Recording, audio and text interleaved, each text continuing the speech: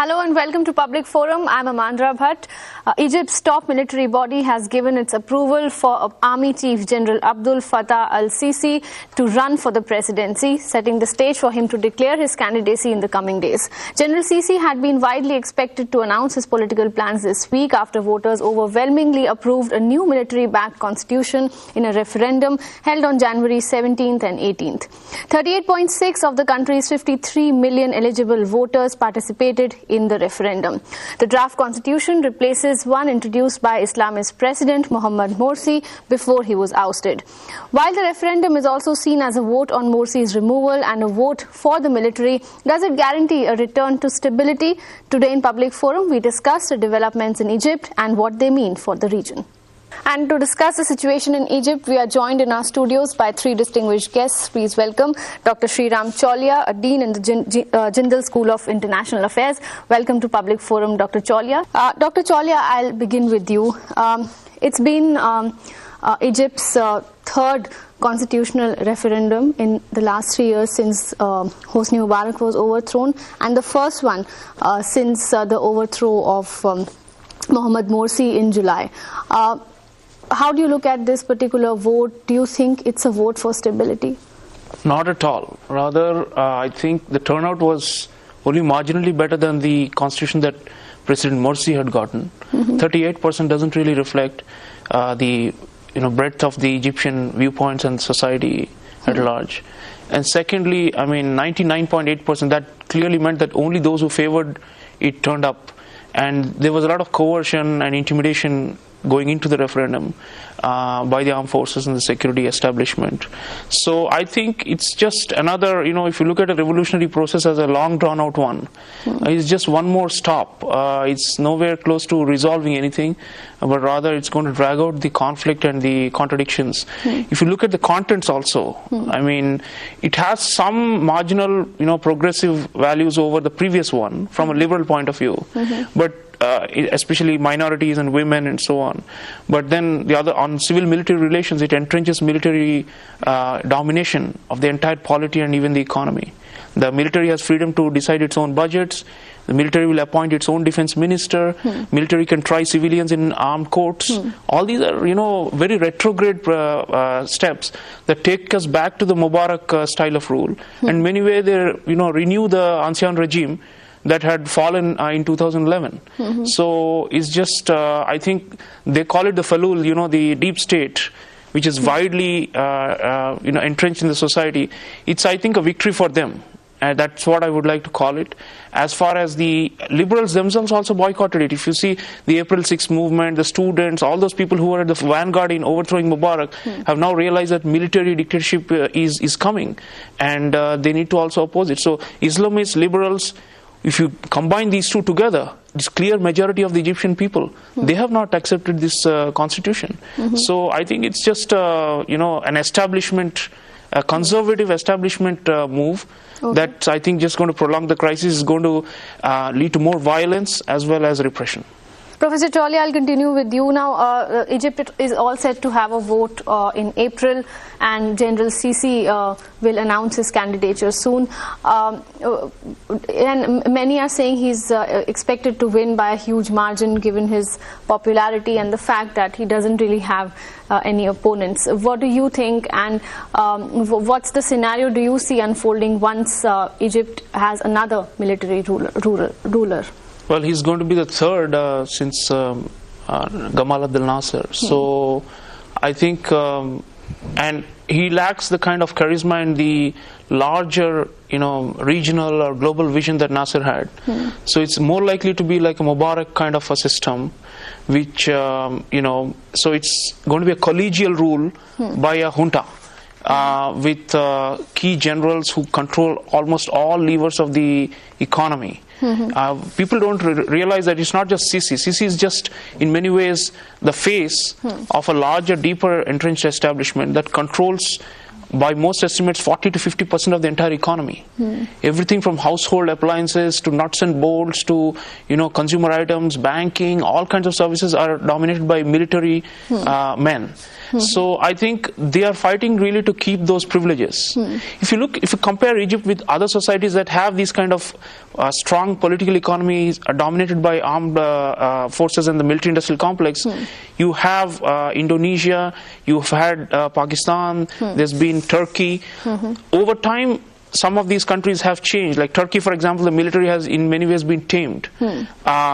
Pakistan, the army still calls the shots on many issues. They also have similar, the Fauji Trust and all those things with which they try to dominate the entire economy.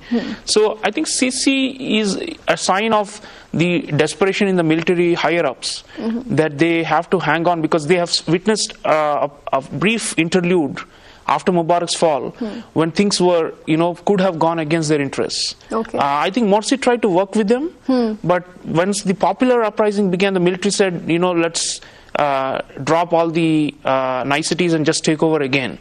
And they are now projecting, I think, him as some kind of heroic figure. They're using nationalism, Egyptian nationalism as a kind of a binding force. But I don't think it's working because, one, they have come out based on massacres. I mean, they're trying Morsi for alleged involvement in crimes against protesters, which are much smaller than what the military has done since the coup. I mean, they have done, in cold blood, in public squares, they've mowed down people. Not 1 or 2 or 2 dozen, but nearly 1,000 or more. And since then, the repression is pretty severe. And what they're using also is, they're attacking journalists, for example. Media freedoms have been completely crushed. So what Sisi is going to do is, I think, the chances are that he will face, the kind of resistance that other military rulers in the past have faced. But as Rashmi mentioned, in new forms, including militant/terrorist uprising. There is one movement we have to look out for in the Sinai. It's increasingly being named as a perpetrator of all these car attacks and IED blasts and so on. It's called Ansar Beit al-Maqdis. And this one is somehow loosely affiliated with the Brotherhood, but not exactly also. I mean, the Brotherhood is more of a kind of a moderate Islamist, while these are more hardline Islamists. So I think Sisi is going to use the old logic of secular authoritarian rule, which promotes the so-called welfare of the minorities and keeps the religious harmony in the society. But in the guise of that, what's going to happen is advancement of military interests, corporate interests, and the military incorporated. Basically, it's an entire establishment. They're going to maximize profit from this whole political establishment. And they have external backers. The most recent, I think, UAE and Saudi have announced another $5.8 billion. On top of the 12 to 13 billion they got last year after the coup. So they're going to try and deliver services. They're going to distribute patronage-based loyalty networks.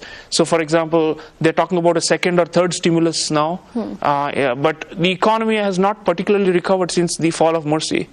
And they're going to be reliant on these foreign donors. So, and the objective is to also, in many ways, support Israel. Because if you see the military, they are, although they talk about nationalism, they have been cooperating very strongly with Israel to try and crush Hamas in the Gaza Strip, which is just across the border from Egypt. They've shut down the tunnels. So in a way, even the Israelis prefer military rule in Egypt, and they find it, from their point of view, it is the best option.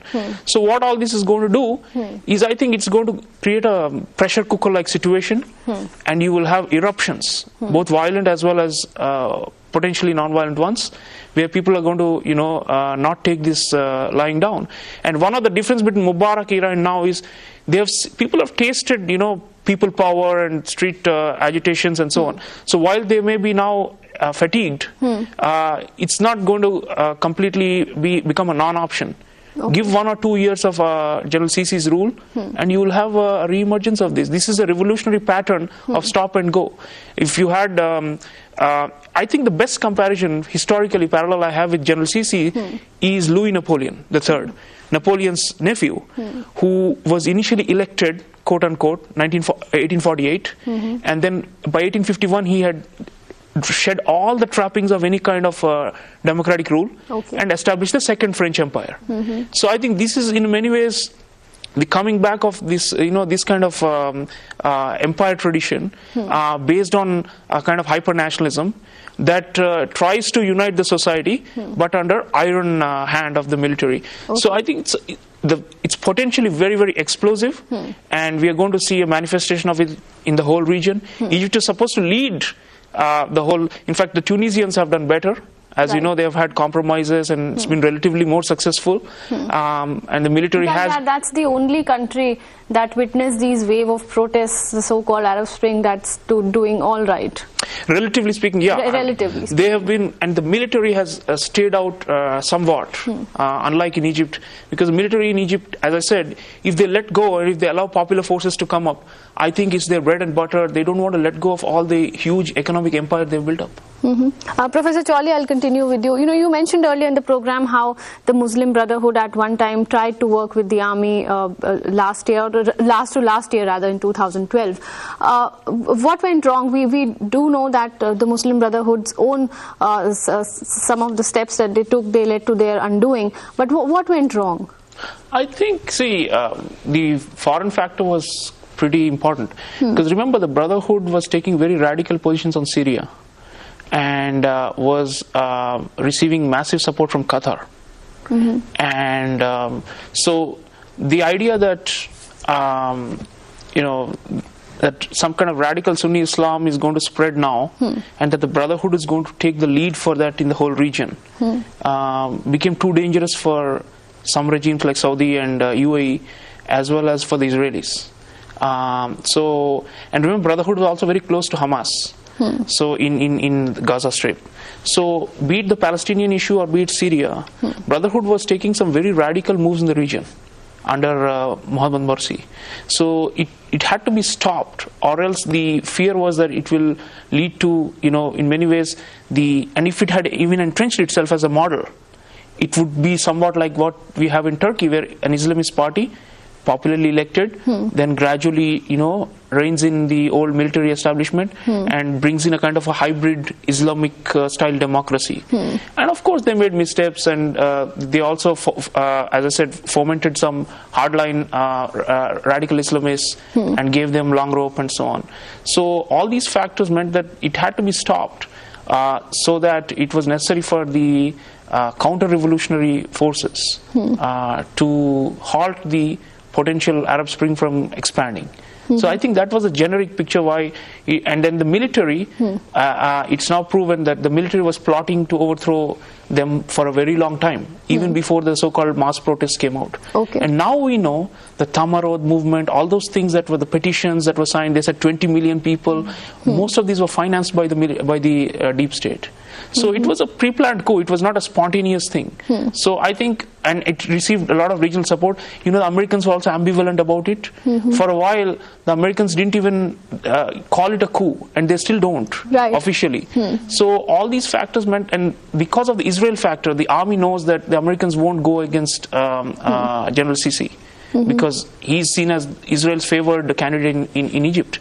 So all these factors meant that Brotherhood, in many ways, was on the losing side, because it didn't have the kind of foreign patrons except Qatar and Al Jazeera channel. There was nobody who stood up for them.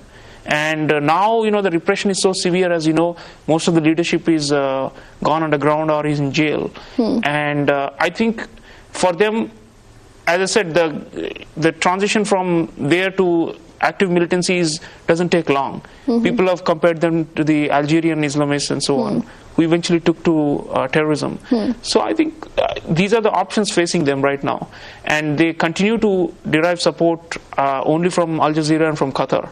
And in a way they've been marginalized in the region. The Palestinians may want actually a Brotherhood regime. The Syrian rebels may want a Brotherhood regime, but they are under intense pressure from their respective occupying forces or dictatorial regimes.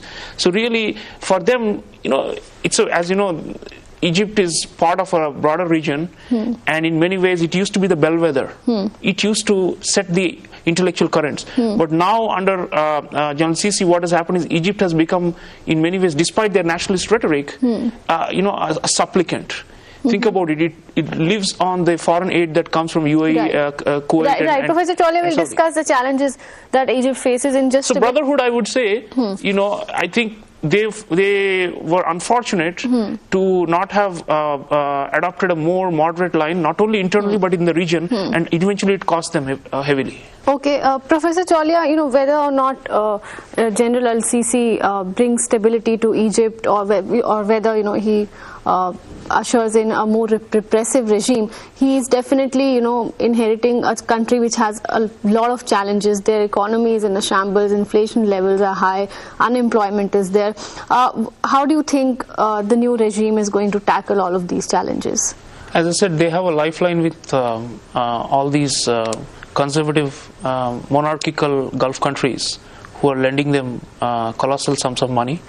They are maintaining the peace agreement with Israel, and by virtue of that they will continue to receive American aid of some form or the other.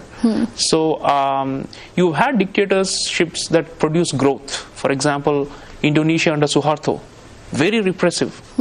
Almost the entire society was under the yoke of the security establishment, and still it produced growth, and through tourism, through building of some services, and also through, as I said, through distributing patronage networks across the society. So I think that's going to be their goal. They will want to generate growth, and as is the case, many dictatorships believe that giving people bread will make them forget freedom. So that's going to be their strategy now, and they're already, but the record doesn't show empirically. If you see the last 8 months or so, things have only marginally changed. Only thing is utilities and services have improved, but employment, the agriculture sector, which is of course the backbone of society, all these have not particularly seen any uptick. So it means that the military is also failing. In fact, we know that across the world, many militaries have mismanaged economies also, rather badly. So the hope of some kind of benevolent dictatorship that is going to pull all the chestnuts out of the fire and revive the economy may be misplaced, especially given that it doesn't have popular content and social backing. Professor Chaulia, regional implications. I'll also add something. The revival of the Egyptian economy is premised upon structural reforms and changes, which requires breaking down the oligopoly that's held by the military controlled industries. Right. So unless you are able to do that, and actually, often what happens is military regimes, after a while they realize the game is up and they can't keep on dominating it entirely. They bring in some World Bank type consultants and appoint them as finance ministers. General Musharraf was famous for doing these kind of things.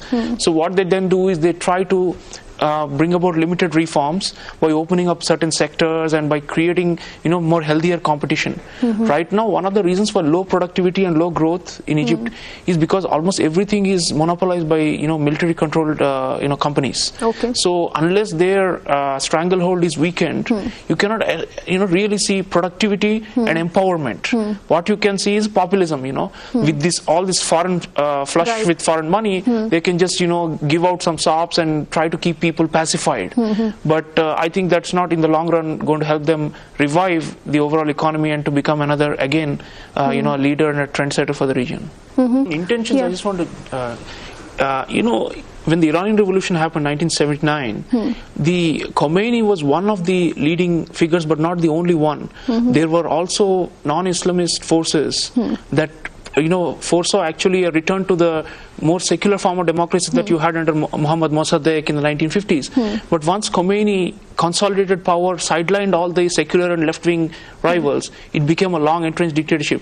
So people who amassed, and who tried to overthrow the regime were much more hopeful. But I think the problem was with, the Islamism. And because of the, mistakes made by the Islamists, in many ways, some of the sections of society have become passive and are now willing to, allow the military to rule. But I don't think, they cannot be the saviors. I mean, the military has proven again and again that it destroys, it doesn't really create or nurture anything.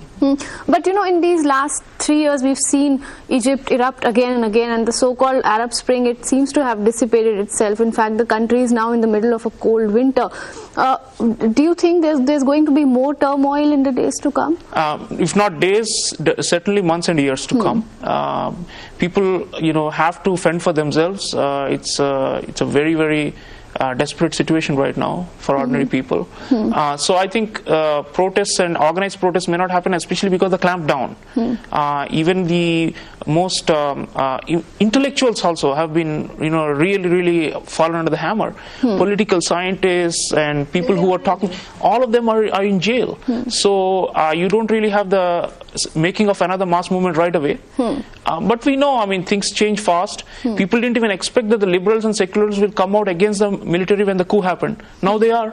So, it's going to build up. And I think we are going to see another, certainly many more twists before, we can talk about some kind of long-term stability or democracy. Okay, all right. So even after 3 years of turmoil, there's a long way to go before Egypt becomes stable again. With that, we have to wrap up the discussion here. I'd like to thank all my guests for coming to the studios. It was a pleasure having you all here. That's it for now in this edition of Public Forum. Thanks for watching. Goodbye.